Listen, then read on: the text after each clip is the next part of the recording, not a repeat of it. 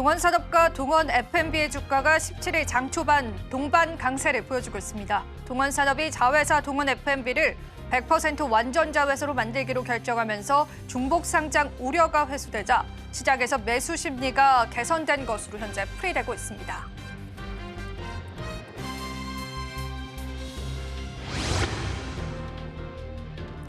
코스닥 상장사인 흥성그룹은 60억 원 규모의 제3자 배정 유상증자가 완료됐다고 밝혔습니다.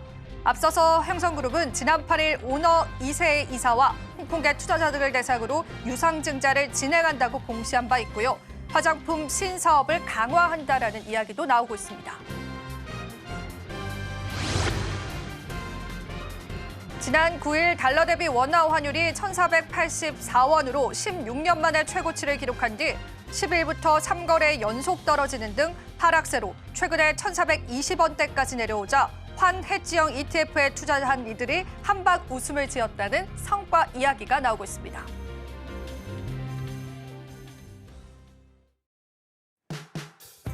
시청자 여러분 안녕하세요. 마켓 쇼쇼쇼 진행을 맡은 이지영입니다.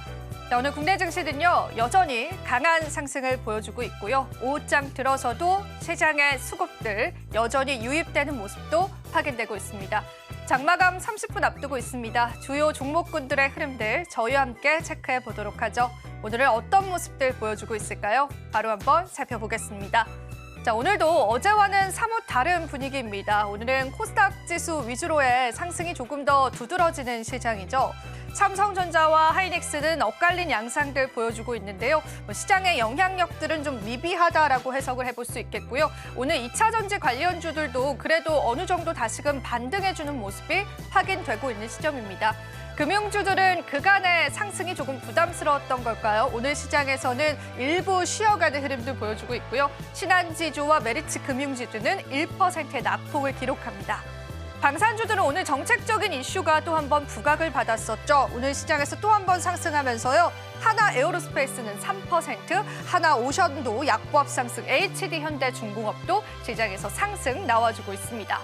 트럼프의 의약품 행정 명령에 영향을 받아가는 삼성 바이오직스는요. 오늘 시장에서 3% 강세를 나타내고요.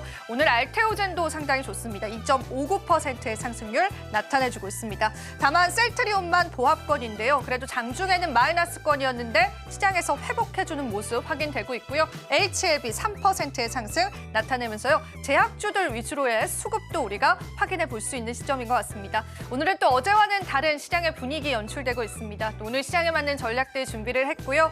또 저희가 내일 시장, 앞으로의 시장까지도 여러분들과 함께 해드리도록 하겠습니다. 많은 참여 부탁드리고요.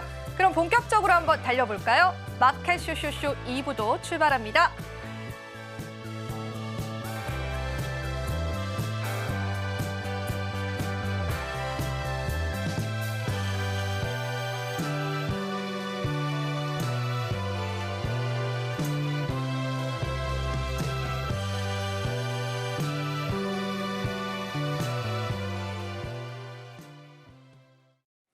네, 오늘 시장은 영앤리서치의 최준옥 본부장님 함께해 주십니다. 본부장님 안녕하세요. 네, 반갑습니다.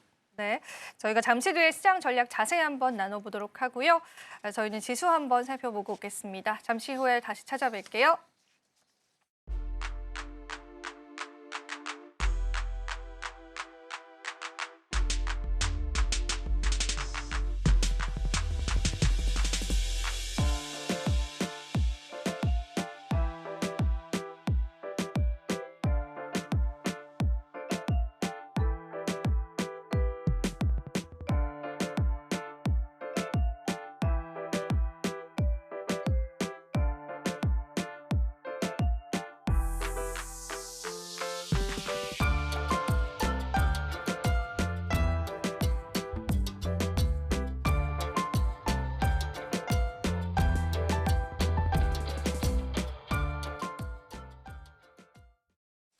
오후장 주도 섹터 저희와 함께 바로 이야기 나눠보겠습니다. 오늘 오후장 주도 섹터는 첫 번째 어떤 섹터인지 바로 한번 살펴볼 텐데요. 오늘의 주도 섹터 한번 보겠습니다. 음식료주입니다. 사실 음식료 같은 경우에는 일부 종목군들 계속되는 이제 신고가 랠리를 보여주고 있는데 K푸드 이야기도 최근에 이제 조용히 강한 것 같습니다. 물론 이제 정책주에 해당한다라고 하는 그런 모습은 아니지만 그래도 시장에서 계속 상승을 나타내주고 있는데 이쪽은 왜 좋게 또 보시고 계실까요? 일단 이제 첫 번째 투자 포인트는 관세죠. 관세에 대한 부분들의 리스크, 즉 이제 경제 불확실성에 대한 부분들이 좀 더 높아지고 있는 상황이다 보니까 상대적으로 이제 투심이 경기 방어주 쪽으로 조금 수급이 좀 잡히고 있는 모습인 것 같습니다. 그러다 보니까 일단은 음식료 업종 쪽에 최근에 좀 수급이 좀 잡히고 있다라고 볼 수가 있는 부분들이고, 그리고 이제 두 번째 같은 경우가 일단 뭐 라면도 라면이지만 올해 여름이 굉장히 덥다고 합니다. 또 이제 굉장히 덥기도 하고 또 기간도 엄청 길다고 하죠. 그렇다 하게 되면 이제 결국에 아이스크림에 대한 수요가 폭증을 할 가능성까지도 염두를 해뒀을 때는 아마 이제 음식료의 대기업들, 대부분의 기업들 같은 경우 올해 하반기의 실적에 대한 개선세가 좀 뚜렷하게 나와줄 가능성이 굉장히 높은 그런 기대감들이 지금 수급으로 좀 잡히고 있다라고 보면 되시고요. 일단 이제 1분기 내수가 생각보다 좋지는 못했습니다. 일단 이제 소비 경기가 어느 정도 좀 위축이 됐었다 보니까 외형 성장에 대한 부분들이 제한이 돼 있었던 부분들도 사실이긴 해요. 다만 이제 반대로 1분기 같은 경우가 오히려 지금 미국향에 대한 부분들의 수출 비중이 좀 높은 기업들 있죠. 특히 고환율에 따라 가지고 수혜를 좀 많이 받습니다. 그러다 보니까 이제 실적 개선세가 올해 1분기부터 좀 뚜렷하게 나와주고 있는 기업들도 속속 지금 나타나고 있는 상황이거든요. 또 거기에 일단 올해 1월부터 3월까지 국내 라면 수출 금액이 지금 3.4억 달러, 즉 예상치보다 지금 20% 넘게 또 예상치를 상회를 했습니다. 거기에 일단 이제 미국향의 수출 비중 역시도 30% 이상 좀 예상치를 상회를 했다라는 것은 여전히 뭐 K 라면 쪽에 대한 부분들의 소비 심리도가 굉장히 많이 올라와 있다라고 볼 수가 있겠죠. 그만큼 이제 글로벌 쪽에 대한 부분들의 라면 브랜드 인지도가 계속해서 높아져 가고 있는 상황이다 보니 실질적으로 경기 방어주의 성격까지 가지고 있는 이런 음식료 업종들 같은 경우가 좀 수급이 좀 안정적으로 좀 잡히고 있다라고 좀 보실 수가 있는 부분들이고요. 일단 지금 뭐 옥수수나 뭐 대두, 소맥 같은 경우도 제가 오기 전에 좀 체크를 해보니까 선물 가격도 어느 정도 좀 안정권에 들어와 있는 상황이더라고요. 어느 정도 선물 가격 역시도 좀 안정권에 들어와 있다라는 부분들만 봤을 때도 오히려 지금 환율이 어느 정도 좀 위쪽 고점 라인에 좀 꺾여주고 있는 상황이죠. 다만 이제 아직까지도 고가 박스권을 여전히 형성을 해주고 있는 상황이다 보니까 아마 1분기까지는 원가 부담이 좀 있을 기업들도 분명히 존재는 할 겁니다. 다만 이제 2분기부터는 일부 업체들 같은 경우가 가격 인상 효과를 반영을 진행을 하면서 어느 정도 좀 실적 개선세가 아마 올해 상반기보다는 하반기가 좀 뚜렷하게 나와줄 가능성이 굉장히 좀 높지 않을까. 그런 관점으로 볼 때는 오히려 지금 최근에 뭐 엔터 쪽도 마찬가지고요. 뭐 게임도 마찬가지고 음식료 업종 쪽이 조금 수급이 잡히고 있다라는 부분들로 좀 체크를 하시면 되실 것 같습니다. 네. 사실 이게 경기 방어주의 성격들 또 경기 소비주의 성격들을 가지고 있다 보니까 오히려 증시가 안 좋을 때 좀 시장에서 버텨주는 모습들이 보여집니다. 근데 그렇다고 해서 우리가 막 기대하는 테마주 정도의 급격한 이제 급등을 보여주기는 쉽지는 않죠.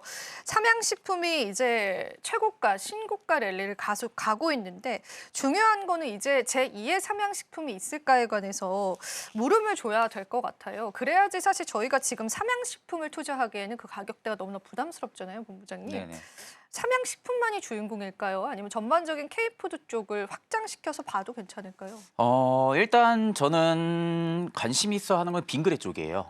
일단 이제 삼양식품 같은 경우도 지금 밸류로만 놓고 보면은 그렇게 부담감이 큰 구간도 저는 솔직히 개인적으로는 아니라고 보고 있는 상황이거든요. 왜냐하면 지금 올해 1월부터 3월까지 라면 수출에 대한 부분들이 계속해서 예상치를 상회를 한다는 것은 여전히 소비 심리가 많이 위축이 돼 있는 것도 사실이긴 하지만 라면에 대한 브랜드 인지도가 계속해서 급격하게 증가를 해준다는 것은 아마 라면에 대한 부분들의 라인업도 계속 신제품이 많이 공개가 될 겁니다. 그렇다 하게 되면 어느 정도 브랜드가 인지도가 잡혀 있는 상황에서 라면에 대한 수요는 꾸준하게 좀 증가를 시켜줄 가능성은 높겠죠. 다만 이제 그만큼 눈높이에 대한 부분들도 굉장히 많이 높아질 겁니다. 눈높이에 대한 부분들이 높아진다라는 것은 그만큼 삼양식품에 대한 밸류 부담도 여전히 존재를 한다라는 소리가 되긴 하겠지만 아마 저는 상저하고 흐름들이 아마 올해 나올 가능성이 높다라는 관점으로 볼 때는 삼양식품 같은 경우는 충분하게 저도 좀 관심 있어 하고 그리고 이제 빙그레 같은 경우는 앞전에도 말씀을 드렸지만 올해 여름이 굉장히 길다고 해요. 또 올해 여름도 굉장히 긴데 굉장히 덥다고 합니다. 그러면 결국 우리가 여름에 덥게 되면 많이 찾는 부분들이 아이스크림에 대한 수요거든요.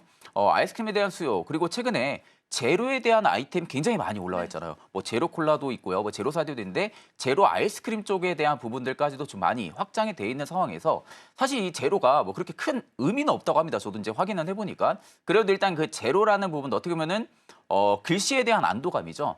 이런 글씨에 대한 안도감으로 인해 가지고 뭔가 제로 아이스크림에 대한 수요까지도 계속해서 올라와 주고 빙그레 역시도 지금 아이스크림에 대한 라인업을 계속해서 확장을 시키고 있는 상황입니다.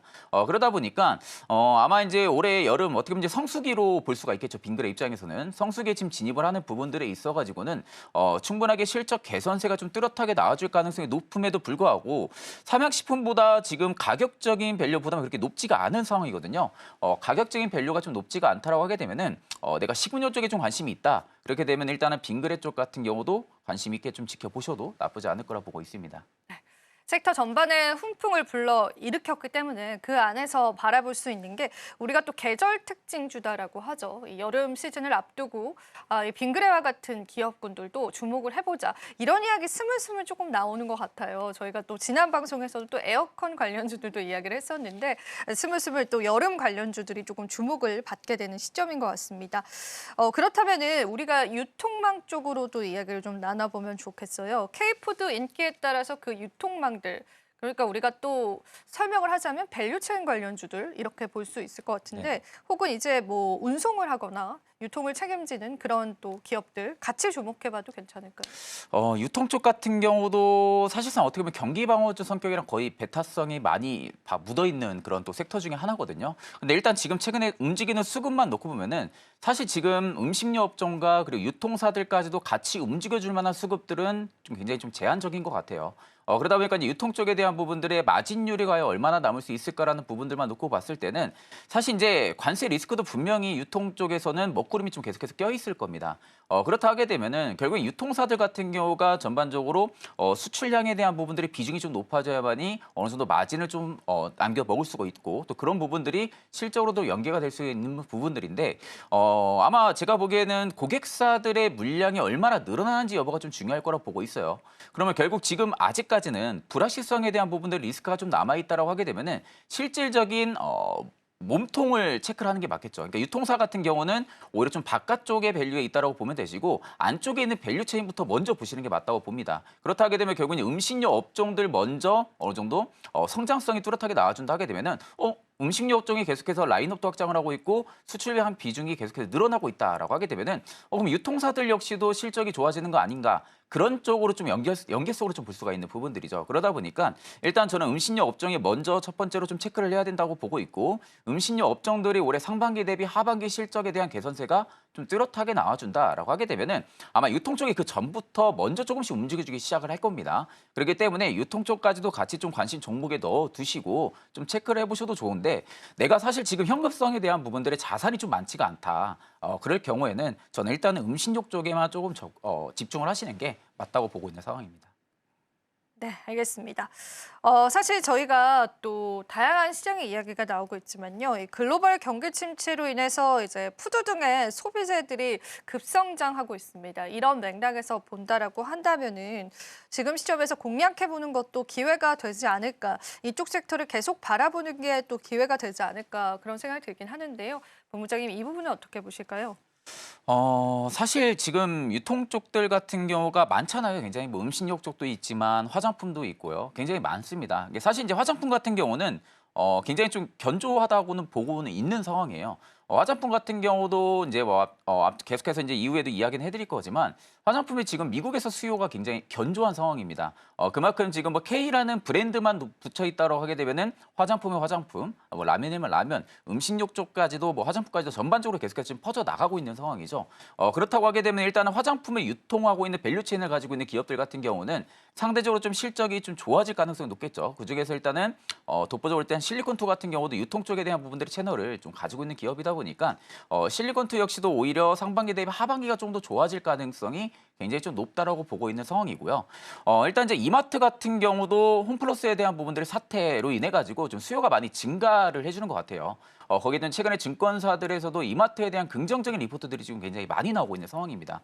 그러다 보니까 유통사의 밸류 체인으로만 놓고 봤을 때는 직접적으로 고객사를 확보하고 있는 뭐 이마트라든지 아니면은 유통 채널을 좀 많이 확보를 하고 있는 실리콘투 같이 좀 확실하게 좀 실적이 좋아질 수 있을 만한 그런 밸류 체인에 속해 있는 기업군들 같은 경우는 충분히 접근 접근이 가능하다라고는 보고 있는 상황이긴 하지만 결국 유통사들도 본체력들이 상승을 해줘야 같이 좀 동반 상승해주는 그런 좀 섹터의 성격을 좀 가지고 있다 보니까 아직까지는 뭐 화장품도 지금 최근에 다시 좀 수급이 좋아지고 있는 모습이긴 한데 조정도 좀 많이 나왔던 상황이었고요. 음식료업종들 같은 경우도 워낙 좀 덩치가 큰 그런 기업들이 많다 보니까 큰 폭으로 움직이는 부분들도 없었고 최근에 주가의 조정도 좀 잘 나왔던 상황이다 보니까 아마 확실한 좀 밸류 체인에 속해 있는 유통사들보다는 음식료의 좀 대기업들이나 혹은 화장품이나 이런 전반적인 좀 이익 체력이 높아질 수 있을 만한 기업들에 일단 선별적으로 수급이 좀 들어갈 가능성이 높다라는 점도 좀 체크를 하시면 되실 것 같습니다.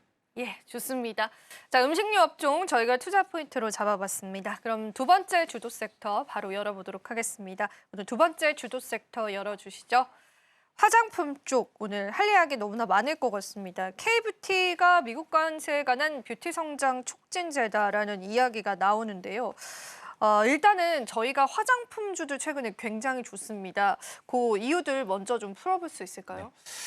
일단 사실 관세라는 게 화장품도 피할 수는 없거든요. 그럼에도 불구하고 일단 관세 부과가 관세에 대한 부분들이 우려감이 지금 남아 있음에도 불구하고 전반적으로 지금 이제 선크림 쪽이죠. K 선크림 쪽에 대한 부분들의 지금 사재기 현상들이 계속해서 미국 쪽에서 나타나고 있다고 합니다. 그러니까 결국에 어떻게 보면은 미국 소비자들 대상으로 지금 소비 심리가 둔화가 되는 게 아니라 오히려 촉진을 시키고 있다는 거죠. 화장품 쪽에 대한 부분들. 이게 이제 선크림 쪽에 대한 부분들 독단적으로 좀 그럴 수밖에 없는 부분들이 미국 선크림 같은 경우는 의약품으로 좀 지정이 되어 있습니다. 의약품으로 좀 지정이 되어 있다 보니까 상대적으로 이제 우리 국내 선크림 같은 경우 바르면은 조금 더 가볍고 뭔가 다른 화장과도 좀 많은 조화 이런 교합도 굉장히 좀 좋은 상황인데 미국 같은 경우 좀 끈적이는 그런 성분들이 좀 많이 들어가 있는 것 같더라고요. 의약품으로 좀 지정이 돼 있다 보니까. 그러다 보니까 뭔가 좀 발라도 덧바르는 그런 느낌들도 좀 많이 받다 보니 올해 좀 K 선크림에 대한 수요가 지금 굉장히 많이 증가를 해주고 있다고 합니다. 그래서 지금 미국 소비자들 중심으로 해가지고 뭐 이제 인터뷰했던 내용들도 있는데 뭐 1년치 혹은 뭐 2년치 이상까지도 지금 선크림을 먼저 사재기로 지금 확보를 해두고 있다라는 이야기들도 계속해서 나와준다라는 것은 일단 화장품에 대한 부분들의 전반적인 성장 모멘텀이 불러일으킬 가능성이 좀 높다고 보고 있는 상황이고요. 제가 이제 앞전에도 말씀드렸지만 결국에 이제 관세 부과에 따라 가지고 기업들의 실적 분명히 타격은 있을 겁니다. 이 기업들의 실적에 대한 부분들의 타격은 일단은 피할 수는 없을 거라고 보고 있는 상황이긴 하지만 일단 지금 25% 관세를 전액 소비자한테 전가를 하게 될 경우에는 오히려 지금 수요 위축이나 리스크들은 계속해서 안고 갈 거예요. 근데 이건 이제 화장품뿐만이 아니라 반도체나 뭐 자동차 혹은 이제 다른 관세에 영향을 받을 수 있는 그런 시클리컬 산업군들 대부분이 다 똑같은 그런 영향적인 부분들을 좀 받고 갈 텐데 여기 일단 화장품 같은 경우가 이제 다른 타 소비자의 업종 대비해서는 상대적으로 고마진을 좀 많이 남기는 업종 중에 또 하나이기도 합니다. 고마진을 또 많이 남기는데 어떻게 보면은 제품 가격에 대한 부분들이 인상이 돼도 지금 앞전에 말씀드렸다시피 미국 쪽에서에 대한 부분들의 소비 심리가 계속해서 늘어난다는 것은 제품에 대한 부분들의 수요가 계속 급증을 한다는 거거든요. 그러다 보니까 어떻게 보면은 제품 가격은 인상은 했지만 제품에 대한 수요는 증가를 하기 때문에 수익성을 방어를 할 수가 있는 거죠. 그러니까 어떻게 보면 관세에 대한 부분들의 리스크를 계속해서 안고 가는 섹터 중에 하나이기도 하지만 다른 기업들, 다른 업종 섹터에 있는 기업들 대비해서는 수익성에 대한 방어가 현저히 좀 유리하다라고 좀 볼 수가 있는 부분들입니다. 그런 관점으로 봤을 때는 일단 화장품 업종들이 최근에 좀 굉장히 강하게 또 움직여주고 있는 부분들로 좀 체크를 해볼 수가 있는 부분들이고 최근에 용기에 대한 부분들이 이야기도 굉장히 좀 많더라고요. 일전에는 화장품에 대한 용기가 플라스틱 용기로 좀 많은 사용이 좀 있었다 하게 되면은 최근에 유리 쪽에 대한 부분들의 수요도 많이 늘어나고 있다고 합니다. 결국 이제 플라스틱 대비해서는 가격은 높겠죠. 가격은 높긴 하겠지만 내가 이제 어떤 하나의 화장품을 쓰더라도 좀 뭔가 뷰티 있고 좀 뭔가 좀 명품스럽고 좀 뭔가 좀 난이도가 좀 있어 보이고 이런 부분들에 조금 더 어떻게 보면은 사람들의 성격이 좀 몰려 있다라고 하게 되면은 용기 쪽까지도 우리가 좀 체크를 해야 됩니다. 그럼 용기 쪽에 있어서는 일단은 한국 콜마로 좀 볼 수가 있는 부분들이고요. 그러니까 이런 전체적으로 화장품에 대한 부분들의 밸류 체인을 가지고 있는 기업들도 중요하긴 하지만 용기를 좀 베이스로 가지고 있는 한국 콜마. 한국 콜마 같은 경우는 일단 지금 연우를 또 인수를 해가지고 지금 자회사를 안고 있는 상황이잖아요. 연우가 또 용기를 만드는 기업이고요. 그렇기 때문에 한국 콜마가 그 반사 수혜를 충분하게 받을 수 있다라고 좀 볼 수가 있는 부분들이고요. 일단 이제 마케팅 관화나 유통 채널 확대 전략 자체가 일단 관세 리스크 쪽에 대한 부분들에 어느 정도 좀 막아줄 수 있을 만한 그런 투자 전략을 화장품 쪽이 좀 갖고 있지 않을까 그런 관점을 좀 가지고 있습니다. 그렇기 때문에 전반적으로 화장품 쪽에 대한 부분들의 수출 비중이 줄어들지 않는다라고 하게 되면은 다른 섹터들 대비해서 화장품이 상대적으로 수익성 방어가 좀 더 좋다라는 관점으로 좀 체크를 하시면 되실 것 같습니다. 예, 좋습니다. 화장품 관련해서 최근에 수급이 계속 들어오고 있는 이유는 한한령 해제 기대감도 있고요. 또 우리가 관세에 관한 리스크를 완전 피해갈 수는 없지만 K-뷰티의 그러한 영향력들이 워낙 크기 때문에 시장에서 계속 거론이 된다라고 보시면 됩니다. 오늘 같은 경우에는 이제 방중에 관한 이야기가 시장에 돌려오면서요. 정책 테마주로서의 약간의 그런 색깔도 입혀진 게 확인이 되고 오늘 시장에서 화장품주들의 주인공이다라고 한다면 인그루드 랩인 것 같습니다. 그래서 지금 굉장히 큰 상승을 이제 나타내주고 있는데 전략들 좀 잡아본다면 우리가 다른 종목군들 좀 바라보는 게 좋을까요? 아니면 이제 대장주로 거론되고 있는 그런 기업들을 계속 공략해보는 게 좋을까요? 사실 이제 저도 이제 인그루드랩 뭐 주가도 보고 대부분 다 지금 뭐 주가를 다 돌려보면은 사실 인그루드랩도 지금 저가권이나 마찬가지긴 해요. 저가권이나 마찬가지라 하기 때문에 오늘은 좀 수급이 좀 강하게 몰리고 있지 않을까라고 좀 보고 있는 상황이고 사실 이제 화장품 쪽이 전반적으로 섹터에 대한 상승 모멘텀을 계속 불러일으키긴 하겠지만 그 안에서도 이제 특징적인 종목군들이 분명히 있습니다. 어떻게 보면 작년부터 굉장히 잘 나갔던 기업들을 보시면 돼요. VT 같은 경우도 굉장히 잘 나갔던 기업 중에 하나고요. 한국콜마 같은 경우는 지금 캐파 증설에 대한 효과가 아마 올해부터 본격화가 될 겁니다. 그렇기 때문에 한국콜마가 최근에 또 많이 언급을 받고 있는 상황이기도 하고 결국 이제 전반적으로 내가 리스크에 대한 부분들을 안 안고 리스크에 대한 부분들 좀 제한적으로 두고 내가 종목을 본다라고 하게 되면은 유통 채널이 좀 많이 확대가 되는 실리콘2 같은 경우도 굉장히 매력적이라고 보고 있는 상황입니다. 그렇기 때문에 전반적으로 지금은 뭐 지노맨 컴퍼니라든지 SMCG 같은 경우는 상대적 화장품 라인업이 다른 VT라든지 이런 기업들 대비해서 좀 많이 낮거든요.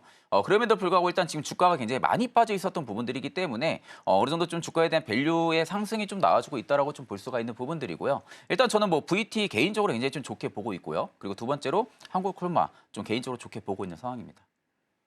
예, 좋습니다. 저희가 화장품 관련해서 전략들 같이 한번 잡아봤습니다. 도움되셨길 바라고요. 저희가 또 마감 향해 가고 있는 시점입니다. 마감 전에 어떤 특징주들이 오늘은 있을지 여러분들 한번 살펴보시면 좋겠죠. 장마감 특징주 저희가 준비되어 있습니다. 저희는 잠시 후에 다시 찾아뵐게요.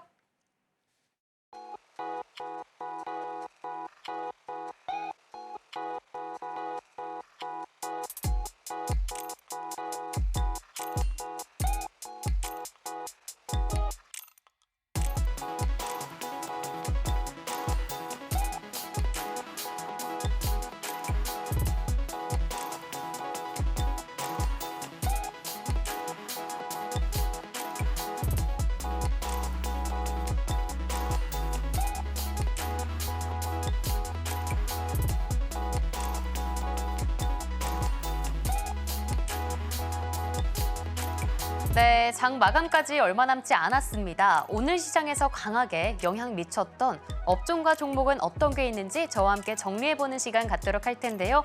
먼저 상승하는 업종부터 체크해보겠습니다. 오늘 상승한 업종, 태양광 상승해줬습니다. 정말 오랜만에 시장에서 관심 받아줬던 종목이었는데요. 태양광 소재가 미국 관세에서 면제될 수 있다는 소식이 들려오며 그 기대감이 반영된 것으로 보여지고 있습니다. 이 때문에 OCI 홀딩스, DGP, 하나솔루션, 마지막으로 캐리까지 일제히 좋은 흐름 보였습니다. 다음으로 상승하는 업종, 바로 웹툰이었습니다. 웹툰은 이번 주에 계속 좋은 흐름 보여주고 있는데요. 웹툰 같은 경우에도 이번 주에 정책주로 엮이면서 다시 한번 관심 받아가는 모습 보여주고 있습니다. 왜 정책주로 엮였는지 자세한 이야기는 특징주로 나눠보도록 할 테고요. 오늘 올라줬던 종목들 정리해보면 미스터블루, 핑거스토리, 키다리 스튜디오, 마지막으로 Y랩까지 일제히 상승세 받아갔습니다. 다음으로 하락 업종도 체크해보도록 하겠습니다. 오늘 하락했던 업종, 바로 히토류였는데요. 그동안 미중 간의 관세 정쟁에서 우리나라가 수혜를 입을 수 있을 것이란 기대감과 함께 급등해줬던 종목이었습니다. 하지만 오늘은 이에 대한 조정이 발생하면서 히토류 업종이 일제히 하락세 면치 못했습니다. 오늘 노바텍, 유니온, 그리고 에코볼트, 마지막으로 유니온 머티리얼스까지 일제히 하락세 면치 못했습니다. 그렇다면 이 안에서 특징주들은 어떤 이야기 담고 있을까요? 먼저 첫 번째 특징주부터 만나보도록 하겠습니다. 오늘 첫 번째 특징주 OCI 홀딩스 시장의 관심 크게 받아갔습니다. 미국 정부가 태양광 산업 육성에 발빠르게 나서고 있는 것으로 보여지고 있는데요. 이렇게 태양광 산업이 미국 내에서 발전하기 위해서는 태양광 부품에 대한 부분에 있어서 관세가 면제돼야 된다고 본 것 같습니다. 그러면서 이런 파격적인 조치를 내린 것으로 보여지고 있는데 이런 파격적인 조치가 예상보다 트럼프 정부가 친환경 사업에도 관심을 크게 가지고 있다고 해석이 되기도 합니다. 그 안에서도 오늘 특히 OCI 홀딩스가 큰 관심을 모아갔습니다. 이 태양광 업종 안에서 OCI 홀딩스가 큰 관심 받아간 이유는요. 바로 OCI 홀딩스가 북미 시장에 진출을 준비 중에 있기 때문입니다. 그리고 특히 OCI 홀딩스 같은 경우에는요. 폴리실리콘이라고 하는 분야에서 세계적으로 기술력을 인정받은 그런 기업인데요. 폴리실리콘은 태양광 패널에서 이 웨이퍼 등과 같이 여러 단계를 거쳐서 생산하는데 필수적으로 사용되는 부품입니다. 그러면서 오늘 OCI 홀딩스 크게 올라줬고 현재도 15% 넘게 올라주는 모습 보여주고 있습니다. 특히 이 폴리실리콘을 현재 OCI 홀딩스 같은 경우에는요. 동남아시아에서 생산해서 미국으로 수출하는 형태를 갖고 있는데 현재 관세 정책을 살펴보면 동남아에서 생산하게 될 경우 원래는 관세를 어마무시하게 부여받을 것으로 예상되고 있었습니다. 하지만 오늘의 발표로 면제가 될 것이란 기대감과 함께 동남아시아 관세를 우회하지 않을까 하는 기대감도 함께 작용한 것으로 보여지고 있습니다. 이번 관세 면제 혜택을 발판으로 삼아서 미국 시장에서도 조금 더 날개를 펼칠 수 있을지 기대가 되는 대목입니다. 그렇다면 오늘 장중 흐름은 어떤 흐름 보였을까요? 오늘 장중 흐름입니다. 장중 흐름 연일 상승세 지켜줬습니다. 오전부터 꾸준하게 상승세 유지해주는 모습 보여주고 있고요. 장중 최고가는 69,400원까지 올라서서 7만 원 선을 목전에 두고 살짝은 그 상승세 꺾인 모습 보여주고 있습니다. 현재는 68,900원 선 지나가지고 있습니다. 태양광이 그동안 관심을 참 받지 못했는데요. 연일 하락세 연출하다가 오늘은 그 흐름을 깨고 반등해준 모습 보여주고 있습니다. 수급은 외국인이 담아주고 기관은 팔아냈던 모습 보여줬습니다. 그동안 태양광을 관심 있게 눈여겨보셨 분들은 오늘의 소식이 정말 반가우셨을 것 같은데요. 앞으로 미국에서 계속 수혜받을 수 있을지 특징주와 함께 체크해드리도록 하겠습니다. 이어서 다음 특징주도 만나보도록 하겠습니다. 다음 특징주 바로 미스터블루 준비해봤습니다. 이제는 웹툰주도 정책주로 이제 엮인 모습 보여주고 있는데요. 정말 정책주가 AI에 이어 웹툰주까지 이 지평을 넓히고 있는 모습 보여주고 있습니다. 오늘은 이재명 더불어민주당 이 대선 후보가 대구의 웹툰 특화 도서관을 방문하겠다는 예정을 밝히면서 이와 함께 관심 받아갔던 모습 보여주고 있습니다. 미스터블루는 온라인 만화를 제작하고 유통하고 출판까지 하는 기업인데요. 웹툰과 웹소설, 게임 등과 같은 온라인 콘텐츠들을 좀 사업으로 영위하고 있기 때문에 오늘 시장에 관심 받아간 모습 보여주고 있습니다. 그렇다면 오늘 장중 흐름은 어떤 흐름 보였을까요? 오늘 장중 흐름도 체크해 보도록 하겠습니다. 장 초반에는 시장에 관심 크게 받지 못했습니다. 하지만 12시를 기점으로 계속해서 상승해 주더니 장 중에는 상한가 터치했고 현재도 상한가로 다시 올라선 모습 보여주고 있습니다. 현재 1,489원 지나가고 있는 모습 보여주고 있고요. 앞서 웹툰주는 더불어민주당이 이 K 콘텐츠 분야를 국가 전략 산업으로 지정하고 앞으로 감세 혜택을 주는 등 조금 더 관심 가지겠다는 발표를 하면서요. 당시에도 급등한 바 있습니다. 이와 함께 오늘 다시 한번 급등해준 것으로 보여주고 있습니다. 수급 살펴보시면 외국인은 팔아내고 기관은 담아주는 흐름 보여줬습니다. 물론 정책주이기 때문에 변동성을 웹툰 종목들도 키워줄 수 있다는 점 좀 주의해서 투자 판단에 유의하시는 게 좋을 것 같고요. 그래도 앞으로 K 콘텐츠가 어디까지 성장할 수 있을지도 이 미스터 블루와 함께 주목해보시면 좋을 것 같습니다. 이어서 다음 특징주 만나보도록 하겠습니다. 다음 특징주 바로 노바텍입니다. 히토류 업종이 올라주면 이에 대한 대장주로 올라줬던 종목이었는데요. 그동안의 상승폭이 컸던 만큼 오늘 하락하는 조정도 크게 일어났습니다. 오늘은 히토류에 대한 업종에 대한 관심이 사그라든 것으로 보여지고 있는데요. 그동안은 미중 간의 관세, 이 전쟁 안에서 우리나라가 수혜를 입을 것으로 보여져 왔습니다. 미국의 어마무시한 관세 부과에 맞대응으로 중국이 히토류에 대한 수출을 금지하겠다고 밝혔던 건데요. 이에 대한 소식이 살짝 사그라들자 오늘 종목들도 살짝 하락하는 모습 보여줬습니다. 그렇다면 오늘 장중 흐름은 어땠을까요? 장중 흐름도 체크해 보도록 하겠습니다. 오늘 장중 흐름입니다. 시작은 25,000원 선에서 시작했지만 저가는 23,000원 선까지 내려앉은 모습 보여줬습니다. 그렇게 현재도 7.89% 거의 8% 가까운 하락세 연출하고 있는데요. 이 때문에 노바텍 아직 들고 계신 분들은 이 하락세에 깜짝 놀라셨을 것 같습니다. 수급도 살펴보시자면요. 외국인도 팔고 기관도 모두 팔아냈던 업종이었네요. 지금까지 이 상승세를 살짝 반납하고 조정을 받아가고 있는 히토류인데요. 앞으로 어떤 추세 보일 수 있을지 계속 함께 추적해 드리도록 하겠습니다. 이렇게 오늘 상승과 하락을 오갔던 특징주 이야기로 오늘 하루 정리해봤습니다.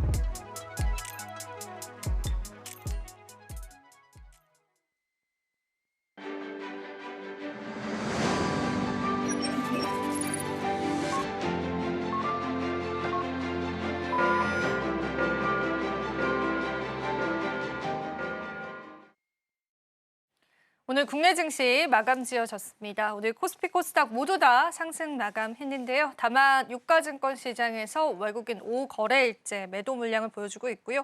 선물은 조금 담아냈습니다. 보통 조계 대선 앞두고는 이런 시장 분위기가 연출되긴 합니다. 오늘 정책 테마주, 정치 테마주들 굉장히 시장에서 좋은 탄력을 나타내면서요. 코스닥 지수에서 상승 종목이 하락 종목 대비해서는 3배나 많은 수치를 기록을 했습니다. 본부장이 오늘 마감 시장 어떻게 보셨는지 이야기 나눠볼게요. 네, 일단 전반적으로 오늘 이제 코스피나 코스닥 상위 종목군에 있는 기업들 같은 경우 좀 대체적으로 좀 좋았습니다. 굉장히 좀 상승 흐름들이 좀 유지가 돼서 지수를 좀 견인을 시켜줬다라고 좀 볼 수가 있는 부분들이고요. 일단은 지금 대선 기간에 들어가 있는 상황이죠. 일단 대선 기간에 들어가게 되면은 뭐 잘 아시다시피 정책 관련이 되어 있는 정책주들이 굉장히 좀 많이 움직이기도 합니다. 최근에 피류사 AI 같은 경우도 이재명 지금 후보 같은 경우가 지금 방문을 해가지고 AI 쪽에 대한 부분들에 뭐 100조 이상 투자를 하겠다라는 공약 그런 부분들이 일단은 수급을 지금 잡아주고 있는 상황들인데 오늘 뭐 앱툰 같은 경우도 마찬가지죠. 아마 당분간은 대선 기간 동안은 계속해서 정책에 관련해가지고 좀 이슈를 받을 수 있을 만한 그런 기업분들이 좀 선별적으로 움직일 가능성이 좀 높다라고 보고 있는 상황이고요. 내가 이제 정책주에 대한 부분들에 좀 투자에 접근을 할 때는 좀 단기적으로 좀 보고 접근하시는 게 맞다고 봅니다. 그렇다 하게 되면 반대로 지금 이제 반도체 쪽도 잘 버텨주긴 했지만 여전히 반도체 쪽에 대한 부분들이 눌림이 나온다고 할 경우에는 충분하게 분할 매수하는 관점도 여전히 유효하다고 보고 있고 경기 방어주의 성격을 띠고 있는 종목군들 역시도 현재 시점에서는 매수하기 굉장히 좀 좋은 시점이지 않을까 그렇게 보고 있는 상황입니다. 예, 좋습니다. 우리가 그만큼 시장에 기회는 좀 있다라고 보여지는 시점인 것 같아요. 전략을 여러분들 잘 잡아보셔서요. 시장 이겨내 가셨으면 좋겠습니다. 오늘 저희가 또 내일 시장을 위한 전략 준비되어 있습니다. 마켓 쇼쇼쇼 하이라이트 시간인데요. 시장을 이기는 뉴스 보기 전에 뉴스 미리 보기 준비되어 있는데요. 어떤 뉴스 오늘은 주목을 해볼까요? 네, 시장을 이기는 뉴스 미리 만나보는 코너입니다. 오늘의 뉴스 바로 금값인데요. 이 달러가 3년 만에 최저치를 기록하면서 금값은 반비례한 흐름 보여주고 있습니다.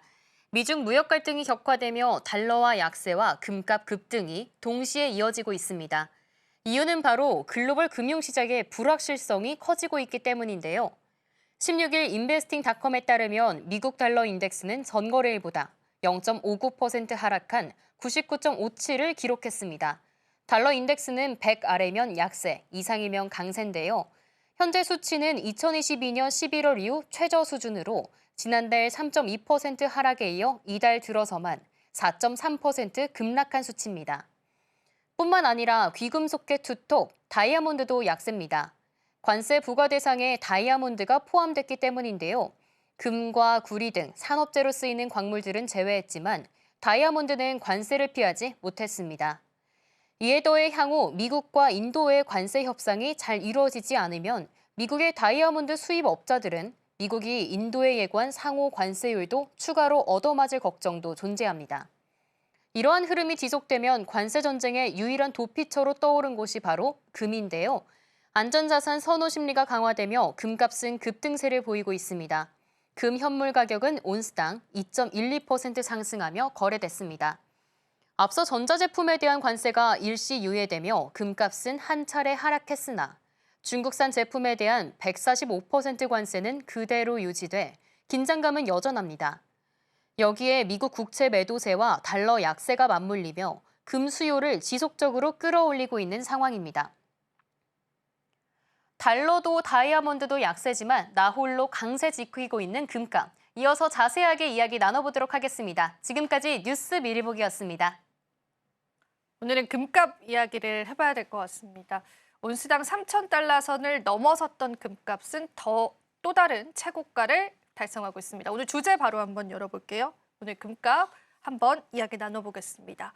관세 전쟁 속에서 진짜 금값이 된 금값이다. 사실 저희가 일전에도 3,000달러 선 넘어서면서 본부장님이 얘기 나눴던 것 네네. 같아요. 근데 그게 이제 고점이 아니었던 거죠. 더 계속되는 최고가 랠리를 현재 향해 가고 있는데 현재 선물 시장에서도 계속 강세일까요? 네, 현재 선물 시장 같은 경우도 롱 포지션에 대한 비율이 조금 더 굉장히 높은 것 같아요.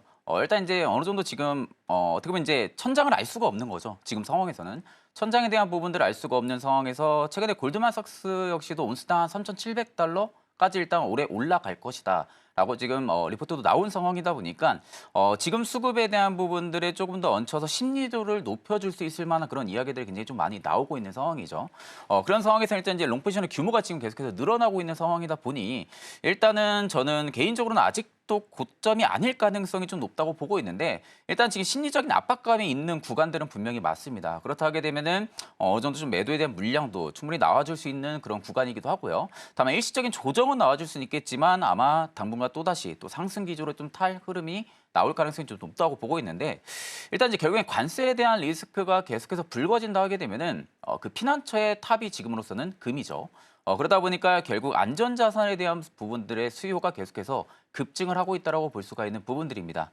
거기에 또 일단은 달러까지도 현재 약세잖아요. 그러다 보니 오히려 금에 대한 수요가 계속해서 몰리고 있다고 좀 보시면 되실 것 같고요.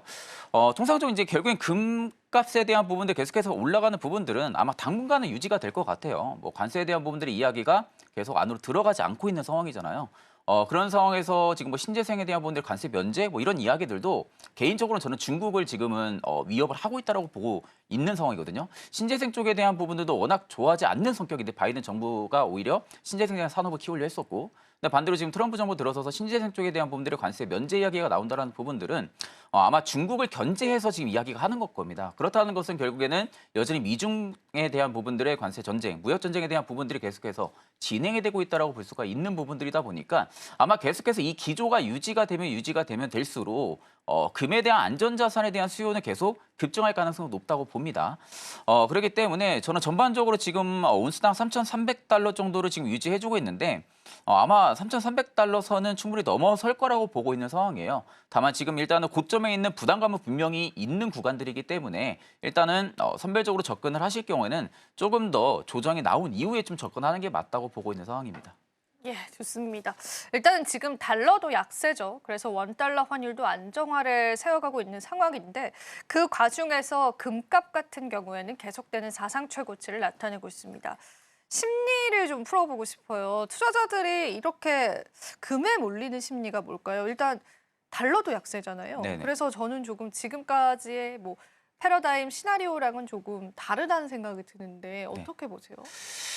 결국엔 딱 한 가지예요. 경제 안 좋아질 가능성이 높다라는 것이 좀 베팅이 많은 것 같습니다. 이게 그럴 수밖에 없는 게 좀 말도 안 되는 관세를 부과하고 있잖아요. 중국 쪽에서는. 뭐 제가 듣기로 220%까지도 뭐 이야기가 나오고 있는 상황이다 보니까 결국 이제 중국은 미국에서 물건 팔지 말라는 거죠. 물건 팔지 말고 뭐 자국 내에서 알아서 뭐 진행을 해라라는데 중국도 결국에는 맞불로 계속해서 히토리 쪽에 대한 부분들이 통제로 또 진행을 하고 있고요. 그러니까 이게 결국에는 두 국가 간의 싸움이 오히려 경제에 대한 부분들의 불확실성, 경제에 대한 리스크를 계속해서 키워오고 있는 거죠. 그럼 자연스럽게 인플레이션에 대한 부분들이 상승을 하고 우리가 우려했던 부분들, 스태그플레이션에 대한 부분들의 우려감까지도 계속해서 더해질 가능성이 높고요.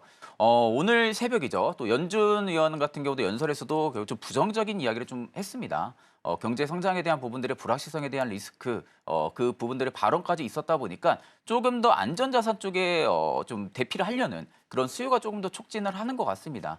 그러다 보니 결국엔 주식 투자에 들어가 있는 어떠한 자금들을 일부 빼면서 계속해서 안전자산 쪽에 대한 부분들의 편입을 확대를 시키고 있는 상황이고요. 또 거기에 이제 신흥국 중앙은행 역시도 지금 금매입을 계속해서 확대를 또 하고 있는 상황이죠. 거기에 지금 ETF 자금 역시도 계속해서 금값 상승에 견인을 시켜주고 있다고 볼 수가 있는 겁니다. 근데 지금 ETF 자금까지도 줄지 않고 오히려 확대가 되고 있는 상황에서 중앙은행들 역시도 지금 계속해서 금을 매입을 하고 있다는 것은 이게 일반 개인 투자자분들이 바라볼 때는 금에 대한 수요, 금에 대한 값이 계속해서 높아질 가능성이 높겠구나라는 부분들의 심리를 계속해서 촉진을 시키고 있다고 봐요. 그러다 보니까 지금 어느 정도 고가권에 위치를 해주고 있고 언제든지 떨어져도 이상하지 않을 국면인데도 불구하고 계속 뭐 장대 양봉을 선물 시장에서 지금 키워내고 있는 부분들만 놓고 봐도 여전히 숏보다는 롱에 대한 편취 비중이 너무나도 높다라는 거죠. 그렇기 때문에 저는 일단은 지금 라인에서는 개인적으로는 그렇게 봅니다. 아마 숏에 대한 부분들의 포지션도 많이 들어오긴 할 겁니다. 워낙 지금 고가권까지 많이 올라와 있는 상황이기 때문에 다만 이제 롱에 대한 부분들의 포지션 규모가 워낙 큰 상황이다 보니 상대적으로 지금 그 밀리는 가격 라인대가 그렇게 크지는 않을 거라고 보고 있는 상황이고요. 아마 이 시기가 계속해서 유지가 된다고 하게 되면은 아마 금에 대한 수요는 아마 올해 상반기보다 하반기가 더 몰릴 가능성도 좀 높다고 봅니다. 그렇기 때문에 저는 오히려 이게 이제 투자 시장에서 접근하는 사람들의 입장으로 바라볼 때는 그렇게 썩 좋은 현상은 아닙니다. 이게 결국에는 주식시장에 들어와야 되는 자금들이 빠져가지고 안전자산 쪽에 대한 부분들의 도피처로 이동을 하고 있는 상황이다 보니까 결국에 이제 주가를 끌어올리는 것도 자금이 있어야 끌어올리는 부분들이잖아요. 그럼 자금이 계속해서 이탈이 나온다라는 것은 상대적으로 내가 가지고 있는 뭐 종목군들도 마찬가지지만 주식시장의 전반적인 밸류에 대한 부분들이 하향이 될 수가 있다라는 그런 우려감들이 계속해서 공존이 될 수가 있는 상황이기 때문에 개인적으로는 저도 그렇게 좀 썩 좋은 구간들은 아니긴 하지만 이게 이제 반대로 금이라든지 안전자산 쪽 혹은 뭐 채권 쪽에 투자를 하시는 분들 입장에서는 굉장히 지금은 좋은 시기인 거죠. 투자하기가. 굉장히 좋은 시기라는 점을 좀 고려를 했을 때는 일단은 저는 조정은 나와도 아마 당분간 또 상승할 가능성은 좀 높다고 보고 있는 상황입니다.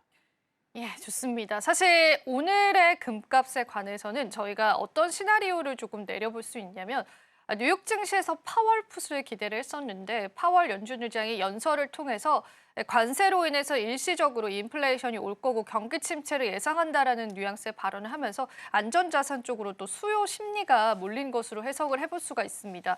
사실 해외 IB에서도요. 올 연말에 금값을 3,300달러 예상했었는데 그게 전부 다 상향 조정됐더라고요. 3,700달러까지도 예상하고 있는 시점에서 우리가 사실 유동성 자산을 다루고 있잖아요. 이런 상황에서는 좋은 현상은 아니다라고 해석을 해볼 수가 있습니다. 그러면은 본부장님, 우리가 전반적으로 시장 자체를 놓고 봤었을 때는 금값이 계속 최고가를 찍어간다라는 거는 우리 시장에 있는 투자 매력도도 사라진다라는 거잖아요. 네네.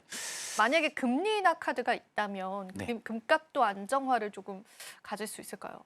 금리라는 카드 자체가 일시적으로 그럴 수는 있겠죠. 근데 일단은 오늘 뭐 연준의 연설을 보고 보니까 아마 신중할 것 같아요. 금리 인하 부분들도 우리가 예상했던 것보다도 좀 뒤처질 가능성을 일단은 좀 배제를 시켜놔야 될 것 같다고 보고 있는 상황이고 원래 이제 통상적으로 지금 딱 성격이 많이 다르다는 게 느껴지는 게 뭐냐면은 일전에는 금값이 오르면은 국내 주식시장에서는 엘컴텍이라든지 그렇죠. 네 아니면 황금 ST라든지 이런 좀 금에 관련된 테마 종목군들도 굉장히 좀 고가 랠리를 좀 많이 유지를 해줬었거든요. 근데 지금 보면 거의 상반된 디커플링에 대한 부분들의 움직임이 나온다는 것은 상대적으로 지금 이쪽에 대한 밸류를 전혀 못 믿는다는 거죠.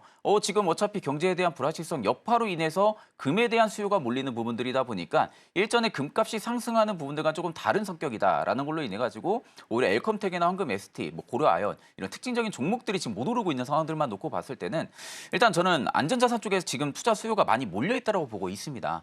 그렇기 때문에 실질적으로 이게 주식 시장에서는 당연히 뭐 여파가 안 좋을 수밖에 없는 부분들이고요. 아마 금리 인하가 만약에 단행이 된다고 하게 되면은 단기적인 어떤 수급의 베이스는 잡힐 가능성은 높겠지만 결국에는 큰 베이스는 관세라고 봅니다. 이 관세에 대한 부분들이 중국과도 어떻게 보면 좀 타협이 진행이 되는 그런 뉘앙스들이 없다라고 하게 되면은 일시적인 수급일 가능성이 높고 재차 또 금에 대한 수요로 좀 몰릴 가능성까지도 우리가 염두를 해둬야 되는 상황이기 때문에 일단 저는 뭐 트럼프 대통령의 말 한마디 한마디가 좀 중요하다고 봐요. 항상 하루 지나면 또 말이 바뀌어 있고 또 하루 지나면 또 말이 바뀌어 있고 그런 상황이다 보니까 아마 결국엔 중국이랑 계속해서 협의는 할 겁니다. 합의는 할 수밖에 없는 상황이고 뭐 중국이 굽히든지 미국이 굽히든지 그런 양상들은 저는 없을 거라고 보거든요. 그러면 결국 관세에 대한 부분들의 협의점을 타협점을 좀 찾아 나갈 가능성이 좀 높다라고 보기 때문에 아마 그런 이슈들이 계속해서 나와주는 그런 시기점에서 오히려 금에 대한 부분들의 투자 수요가 좀 줄어들 가능성까지도 저는 좀 있다고 보거든요. 그럴 경우에 일단 금에 대한 투자 수요가 줄어든다 하게 되면은 그 투자금에 대한 부분들이 아마 주식 시장에 좀 들어와줄 가능성까지도 우리가 고려를 했을 때는 일단 저는 엘컴텍이나 황금 에스테 지금 많이 못 올라갔으니까 금값이 이렇게 올라가니까 저는 매수를 해야겠다라는 관점으로 접근하기보다는요. 일단은 저는 이쪽 종목에 매수할 수 있는 자금들 같은 경우는 오히려 다른 산업군에 일단은 투자하시는 게 맞다고 보고 있는 상황입니다. 예, 좋습니다. 금값이 3,300달러 선을 넘어섰습니다. 꿈의 달러를 터치를 해주고 또 다른 국면에 와 있는데요. 여기서 여쭤보고 싶은 건 그 비트코인 쪽으로의 수급도 좀 체크를 해보고 싶어요. 파월 연준의장이 암호화폐 발언을 또 했더라고요, 마침. 네네네. 금값과의 상관관계도 좀 짚어보고 싶고요. 비트코인의 향방은 어떻게 될지 그것도 한번 짚어볼 수 있을까요? 제가 일전에 한번 이야기해드렸던 것 같아요. 한번 하방에 대한 부분들에 염두를 해둬야 된다라고 이야기했었고 그리고 나서 이제 달러 기준으로 봤을 때 한 70K까지 한 번 더 하락이 나오고 지금은 80K 이상 회복을 시켜주고 있는 상황이죠. 일단 지금 뭐 연준 의장에 대한 부분들의 이제 발언에 대한 부분들이 일단 오늘의 좀 상승을 좀 촉발을 시키는 것 같습니다. 다만 이제 최근에 제가 이제 비트코인 차트를 계속해서 체크를 해보면은 사실상 어떻게 보면은 확실한 상승 모멘텀이 많이 부재한 것도 맞다고 보고 있는 상황이거든요. 이게 결국에 지금 금이랑 비슷하게 비트코인 쪽에 대한 부분들의 자금도 같이 수요를 촉진시킬 것이다라는 이야기들도 최근에 많이 나오긴 하지만 실질적인 현물이 없는 거나 마찬가지예요. 금은 현물이 있잖아요. 근데 실제로 비트코인은 현물이 없는 상황에서 우리가 주식 같은 경우는 뭐 실적이나 아니면 기업에 대한 뭐 여타적인 뭐 공시라든지 이런 부분으로 좀 집중적인 가치 투자가 가능하다고 하지만 비트코인은 상대적으로 그 반대로 보셔야 되는 거예요. 실적에 대한 부분들로 움직이는 부분들이 아니라 5년에 어떻게 보면은 지금은 ETF 제도권에 편입이 됐다라는 부분들 그리고 지금 금에 대한 부분들과 연결고리로 인해 가지고 조금 더 상승 모멘텀이 지금은 붙어주고 있다라는 부분들로만 봤을 때는 일단 뭐 단기적인 상승 베이스 흐름들은 분명히 지금 나와주고 있는 것도 맞다고는 보고 있습니다. 다만 일단은 저는 확실한 상승 모멘텀이 나와주지 않는다라고 하게 되면은 한 번 더 저는 밀릴 가능성을 일단은 저는 개인적으로 좀 열어두고 있는 상황이고요. 지금은 어떻게 보면 비트코인 쪽에 대한 부분들이 적극적으로 매수 적기다라고 보기에도 사실 좀 조심스러운 것 같아요. 지금 상황에서도 저는 사실 뭐 비트코인 쪽에 매수하셔라라고 말씀을 못 드리는 부분들은 여전히 저는 한 번 더 빠질 그런 염두를 아직까지 좀 하고 있는 상황이고 개인적으로 뭐 달러 기준 저는 앞자리 한 6은 보지 않을까라고 지금 개인적으로 보고 있는 상황이다 보니까 아마 지금의 상승도 저는 볼륨 없이 올라가고 있는 부분들이거든요. 그렇다는 것은 앞전 신고점이죠. 신고점에 대한 부분들의 되돌림 반등이 좀 나와주고 있는 구간이라고 보시는 게 맞을 것 같아요. ETF 작업도 계속해서 지금 순유입이 아니라 순유출이 되고 있고요. 코인베이스도 지금 양수로 계속해서 전환이 되는 게 아니라 음수로 계속 지금 전환이 또 되고 있는 상황입니다. 그렇다는 것은 결국에 미결제 약정이 지금 증가는 해주고는 있기는 하지만 사실상 지금의 비트코인을 움직일 수 있는 주체권은 미국 혹은 중국 쪽이거든요. 그러면 결국에 지금 나스닥 시장이 딱 개장했을 때 비트코인 변동성이 많이 보입니다. 그만큼 미국 투자에 대한 수요가 많이 늘어나 있다는 건데 ETF 작업은 오히려 지금 나가고 있다는 거죠. 코인베이스의 음수도 계속해서 매수 볼륨이 줄어들고 있다는 관점으로 봤을 때는 상대적으로 일단 저는 기술적인 반등으로 좀 고려를 하셔야 되고요. 이게 아마 한번 제대로 좀 저항을 받고 하방으로 터지게 되면은 좀 크게 떨어질 가능성까지도 염두를 해둔다라고 하게 되면은 일단 지금은 비트코인 바닥 잡았다라고 단정 짓기보다는 조금 더 호흡을 좀 길게 좀 지켜보시고 오히려 더 싸게 살 수 있는 구간이 분명히 저는 온다고 보고 있는 상황이거든요. 그렇기 때문에 조금 더 싸게 살 수 있는 구간까지도 좀 기다려 보시는 게 맞다고 보고 있습니다. 암호화폐 시장 역시도 더 큰 바닥 구간 형성될 가능성이 있다라고 하니까요. 참고해 보시면 좋겠습니다. 자, 오늘 본부장님과 다양한 내용들 나눠봤습니다. 오늘도 도움 말씀 고맙습니다.